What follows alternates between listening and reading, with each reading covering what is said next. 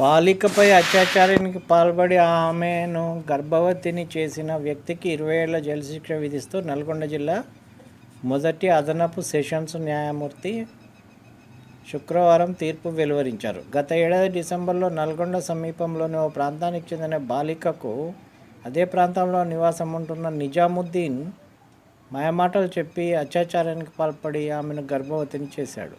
బాధితురాలి బంధువుల ఫిర్యాదు మేరకు విచారణ జరిపిన రూరల్ ఎస్ఐ కంచర్ల భాస్కర్ రెడ్డి సిబ్బందితో కలిసి కోర్టుకు తగిన ఆధారాలను సమర్పించారు.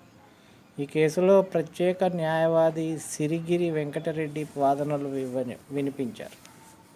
నిందితుడికి పోక్సో చట్టంతో పాటు మరో 2 సెక్షన్ల కింద 3 వేర్వేరు నేరాలకు గాను 20 ఏళ్ల చొప్పున 60 ఏళ్లు జైలు శిక్ష విధిస్తూ